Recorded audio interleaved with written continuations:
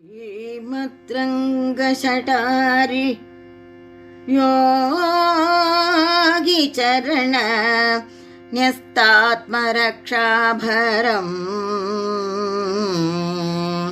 श्रीमद्रङ्गशटारि वीरनगुराट्लब्धागमान्तद्वयम् ईश्याडम्ब विवर्जितम् शुभगुणैः भान्तं महत्वं तजम् वन्दे वत्सविभूषणम् भूतवरम् श्रीकृष्णमार्यं सदा श्रीमते वास्य श्रीकृष्णमार्य महादेशिकाय नमः।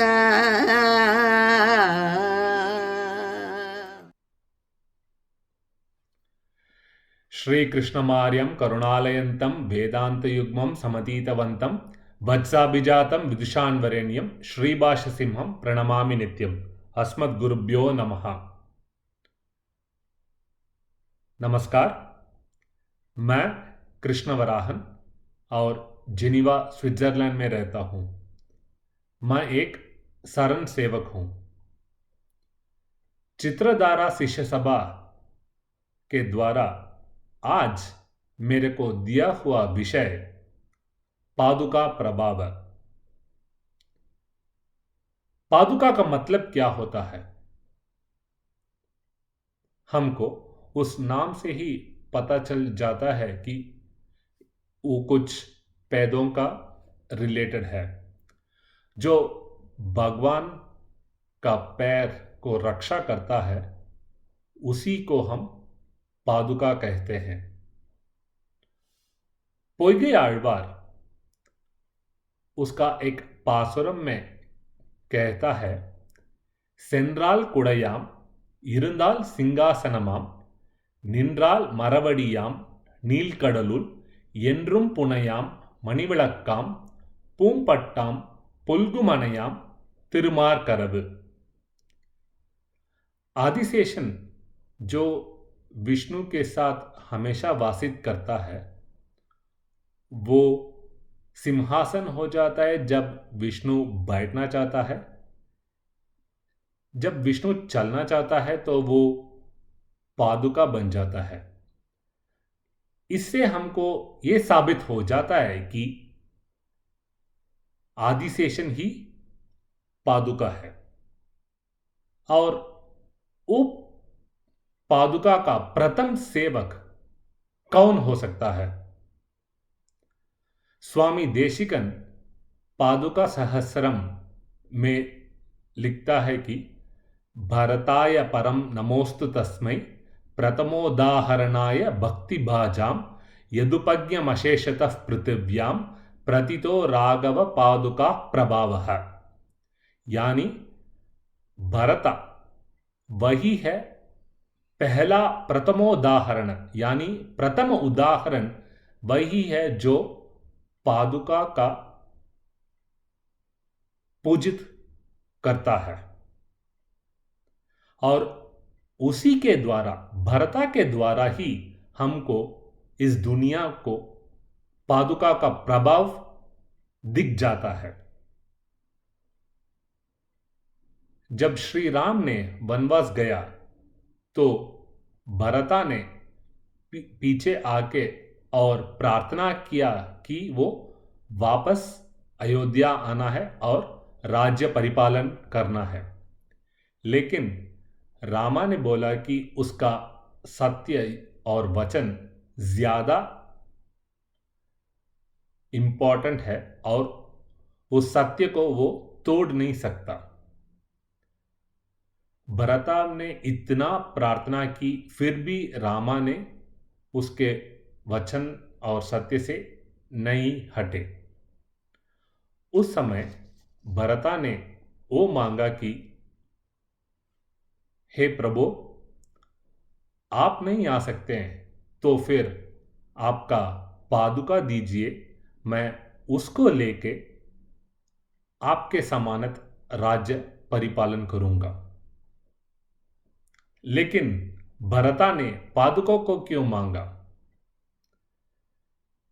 अभी देखिए, अगर हमको कुछ लोन चाहिए, हम बैंक या कुछ गिरवी के दुकान में जाते हैं और वो पहला चीज क्या मांगता है हमसे? श्योरिटी मांगता है। जैसे समझो हमको 10 लाख का लोन चाहिए, वो पूछता है कि क्या हमारे पास 10 लाख से ज्यादा कुछ श्योरिटी है, जैसे घर हो सकता है या गाड़ी, जो भी चीज 10 लाख से ज्यादा होना चाहिए, ताकि जैसे हम लोन वापस नहीं कर सकते हैं तो फिर वो उस श्योरिटी को बेच के उनका पैसा वापस ले सकता है। उसी प्रकार जब रामा ने खुद उनको ही नहीं दिया लेकिन उनके पादुकों को दिया, तो उससे हमको पता चलता है कि ये पादुका का प्रभाव राम से भी ज्यादा है। वही चीज रामायण में भी है।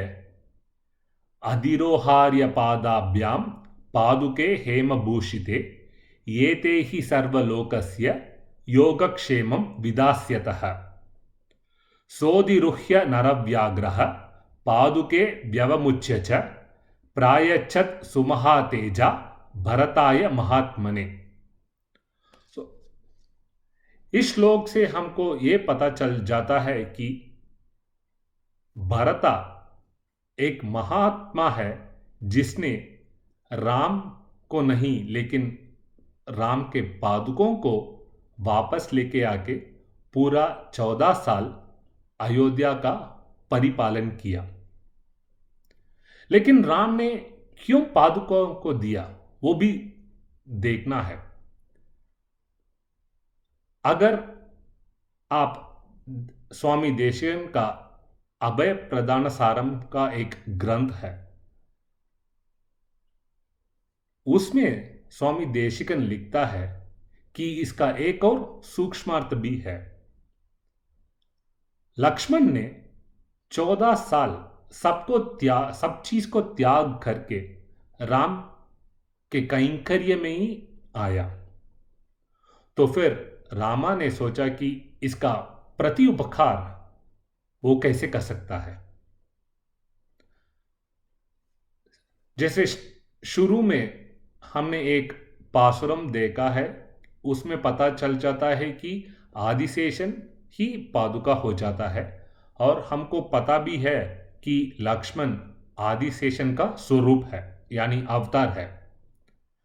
तो रामा ने सोचा कि जब पादुका का पट्टाभिषेक होगा अयोध्या में, वो एक प्रति उपकार है जो वो लक्ष्मण को करता है, क्योंकि वो इतना कैंकर्यम किया रामा को कि पूरा 14 साल बिना सोया और पूरा का पूरा काम लक्ष्मण ने ही किया।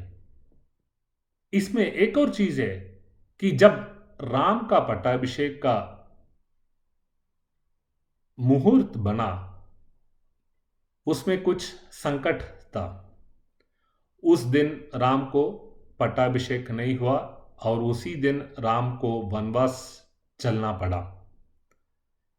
और जब पादुका का पट्टाभिषेक हुआ, उसके बाद अगर हम रामायण देखा तो सुग्रीव का भी पट्टाभिषेक हुआ और उसके बाद विभीषण का पट्टाभिषेक हुआ और खुद राम का भी पट्टाभिषेक हुआ। यानी जब पादुका का पट्टाभिषेक हुआ, बाकी सब पट्टाभिषेक बिना संकट से पूरा हुआ। तो इसलिए हमको ये भी पता चल जाता है कि पादुका का प्रभाव उतना ज्यादा है कि अगर आप उसको पहले पूजा करो, आपका पूरा संकट भी हट जाता है। जैसे हमने बोला कि स्वामी देशिकन ने पादुका सहस्रम लिखा, उसके बारे में हम अभी कुछ देखेंगे। पादुका सहस्रम एक महाकाव्य है जो स्वामी देशिकन ने एक ही यामा यानी 3 घंटे के आसपास से ही पूरा 1008 श्लोका लिखा है। और सिर्फ पादुका का प्रभाव बोलता है, पादुका का सिर्फ पादुके के बारे में ही बात करता है। उस महाकाव्य में 32 सर्ग यानी पद्धति है, और उसमें तीसरा पद्धति प्रभाव पद्धति यानी पादुकों का प्रभाव का ही एक पूरा डेडिकेटेड सर्ग है। उस पद्धति में 70 श्लोका है, और हम उस पद्धति से कुछ 2-3 श्लोका को देख के और भी समझ सकते हैं कि इस पादुका का क्या प्रभाव है। वंदे तत् रंगनाथस्य मान्यम पादुकयोर्युगम उन्नतानाम अवनतिः नतानाम यत्र चोन्नतिः। यानी स्वामी देशिकन कहता है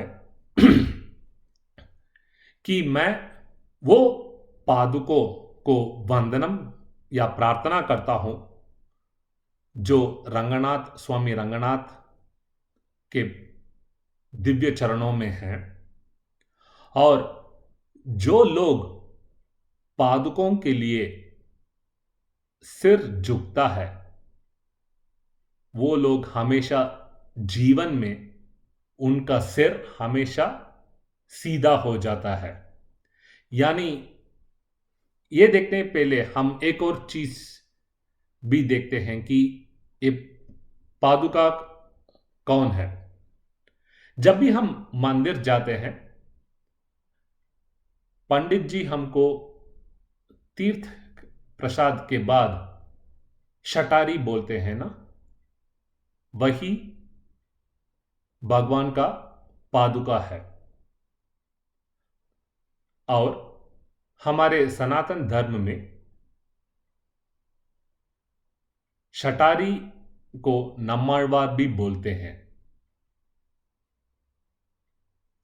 यानी जब भी हम विष्णु मंदिर जाते हैं तो फिर हम पंडित से बोलते हैं, पंडित जी आप शटारी यानी नम्माळवार का आशीर्वाद दें। और जब भी वो शटारी लेके आते हैं, हम सिर झुक के हाथ जोड़ के स्वीकार करना चाहिए। और यही बोलता है स्वामी देशिकन श्लोका में, जो लोग हाथ जोड़ के सिर झुक के शटारी स्वीकार करते हैं, वो लोग उनके जीवन में हमेशा उन्नति ही मिलता है, यानी श्रेष्ठ हो जाते हैं। और जो लोग उनका सिर नहीं झुकते हैं, वो लोग कभी भी श्रेष्ठ नहीं हो जाते हैं। निशेष अंबर तलम यदि पत्रिका स्यात् सप्तार्नवी यदि समेत्य मशी भवित्री वक्ता सहस्रवदनः पुरुष स्वयं चेत लिख्येत रंगपति पादुकयोः प्रभावः। इस श्लोका में स्वामी देशिकन बोलते हैं कि पूरा आसमान को कागज बना दो, और जो भी 7 समुद्र है उसको मशी यानी इंक कर दो, और मुझे सहस्र वदन यानी 1000 मुख दो, फिर भी मैं ये पादुका का प्रभाव लिख भी नहीं सकता हूं, यानी सोच भी नहीं सकता हूं, उतना श्रेष्ठ है पादुकों का प्रभाव। अगर बोलना है तो पादुकों का प्रभाव लिखना मुश्किल नहीं, नामुमकिन है।